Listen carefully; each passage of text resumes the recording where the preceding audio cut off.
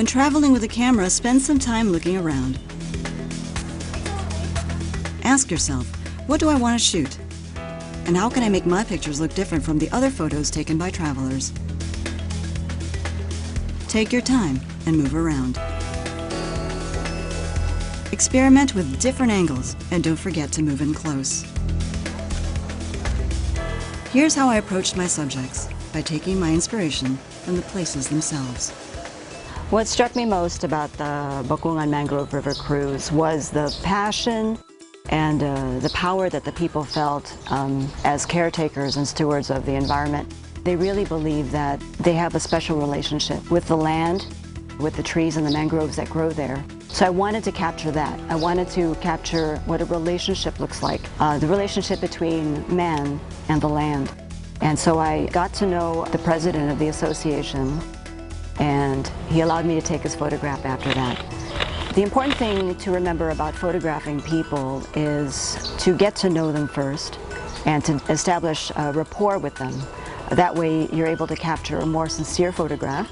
And it's people being themselves, and there's a story in every face. So this is what I hope to capture while I chatted with the president, Agustin Mapa.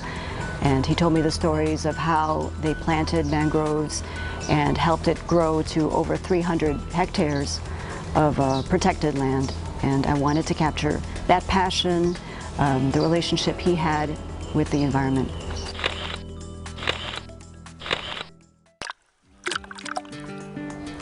Honda Bay for me was all about color, the heat, the vibrancy. So what I wanted to capture with photographs at Honda Bay was the contrast and plenty of color.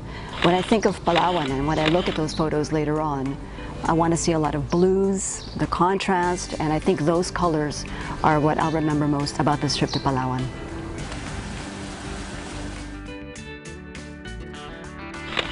With Snake Island, the sheer expanse of space was what struck me the most about that place. And so here I used a wide angle, which helped me to capture that feeling, and the sheer size and the scope of the place.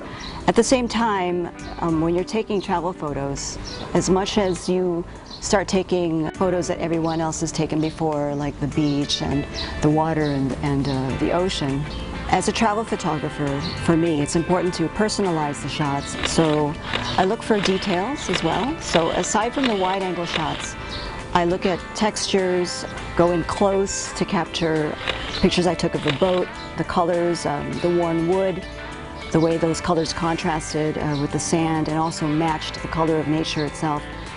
I hope to capture the feeling that I had when I was in that place. Since travel photography is all about hoping to capture the sense of the place, the people you met, the food you ate, just the feelings that you had while you were in that space. And these are the things you hope to capture when you're taking travel pictures. The only reason a travel photographer should not take pictures is when he's so caught up in capturing something through his lens that he fails to experience the place as a tourist, as a person. Experienced this when we went on the Iwahig Firefly Watch last night. Aside from the fact that it's almost impossible to capture what I saw on the river cruise, I wanted to experience the firefly colonies that were sparkling like fairy lights. At the same time, the constellations, having the river guides point out the Southern Cross, the Big Dipper, Columba, and all these other constellations. So you see the sparkling lights in the sky, the sparkling lights of the fireflies, and the bioluminescence of the plankton in the river is very magical. So something like that, while you can't capture it on film, you need to immerse yourself in the experience and just take that with you, and take my word for it. Today we're visiting Iwahig Penal Colony, and again this is a good opportunity to photograph people.